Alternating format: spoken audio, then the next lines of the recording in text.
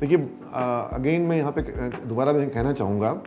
कि प्लेसमेंट को हम एक इवेंट के रूप में, प्लेसमेंट को हम एक गतिविधि के रूप में नहीं देख सकते हैं। वो कोई एक घटना नहीं है जो कि कोर्स के अंत में घटित होती है, बल्कि ये पूरी की पूरी एक यात्रा है जो वो 3 साल का सफ़र छात्र तय कर रहा है। और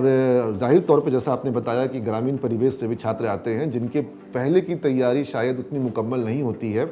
लेकिन जो वो 3 साल का समय यहाँ कॉलेज में दे रहा है और उस 3 साल में जिस तरीके से वो चीज़ों को सीख रहा है, जिस तरीके से नई चीज़ों को देख रहा है, जिस तरीके से वो प्रैक्टिकल्स कर रहा है, या हम यदि अपने करिकुलम में कुछ नई चीज़ों को शामिल कर रहे हैं, ऐसी चीज़ों को शामिल कर रहे हैं जिसकी अभी इंडस्ट्री को ज़रूरत है, डिमांड है। यदि मैं आपको एक उदाहरण के तौर पर समझाऊं कि यदि आप सब ने शायद सुना हो कि आजकल आर्टिफिशियल इंटेलिजेंस की काफ़ी चर्चा होती है कि कंप्यूटर जो है वो आर्टिफिशियल इंटेलिजेंस के माध्यम से कई सारे कार्य को कर पा रहे हैं, या मशीन लर्निंग जिसको हम लोग कहते हैं, या फिर IoT, internet of things, robotics technology, या फिर एंड्रॉयड ऐप डेवलपमेंट। तो इस तरह के क्षेत्रों में बहुत रोजगार की संभावनाएं हैं, हम सभी जान रहे हैं, लेकिन हमारे विश्वविद्यालय के पाठ्यक्रम में अभी इन विषयों को आने में बहुत शायद समय लगे। लेकिन हम ये प्रयास करते हैं कि हम अपने कोर्स के दौरान छात्रों को ऐसी सभी तकनीकों से उनको हम ट्रेन करें, उनको हम उसकी प्रशिक्षण दें। और इसका फ़ायदा ये होता है, इसका परिणाम ये होता है कि जब हमारे लिए प्लेसमेंट की बारी आती है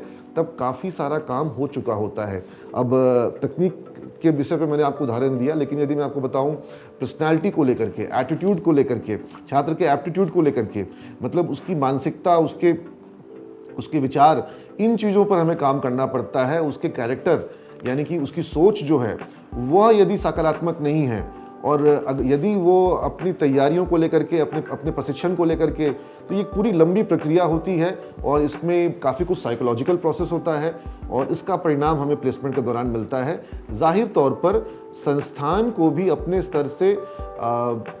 एग्रेसिव होकर के हमें कंपनियों को आमंत्रित करना, जो HR मैनेजर्स हैं विभिन्न, उनसे अच्छे संबंध बनाते हुए उनको ये आत्मविश्वास देना कि यदि वो हमारे संस्थान में आते हैं, पटना आते हैं, तो उनको अच्छे कैंडिडेट मिलेंगे। उनको हम रिक्वेस्ट करके बुलाते हैं और आज हमारे पास स्थिति है कि हमारी कई कंपनियों में एक ऐसा संबंध बन चुका है कि वो कंपनियां हमारे यहाँ साल दर साल हर साल आती हैं। जैसे अगर मैं आपको उदाहरण दूँ, विप्रो कंपनी पिछले 2012 से जब हमारा पहला बैच पास आउट हुआ था, तो उस साल हमारे यहाँ से 6 बच्चों को उन्होंने लिया था और पिछले वर्ष उन्होंने हमारे यहाँ से 223 बच्चों को लिया। तो ये लगातार 2012 से हमारे यहाँ हर एक साल ऐसा कोई वर्ष नहीं हुआ जब विप्रो ने हमारे यहाँ से छात्रों को चयन नहीं किया हो, या TCS कंपनी ने, या ICICI बैंक ने, या उसी तरीके से Bharti Airtel, Vodafone, HDFC bank. अब तो हर एक सेक्टर में हमारे बच्चे हैं और मतलब भारत में शायद ही ऐसा कोई बड़ा शहर हो जहाँ हमारे छात्र ना हो। दुनिया के अलग अलग देशों में हमारे बच्चे पहुँच चुके हैं। तो ये एक सतत यात्रा है और इसको हम एक इवेंट के रूप में नहीं देख पाते हैं, क्योंकि अगर किसी छात्र ने पूरे 3 साल तैयारी ना की हो तो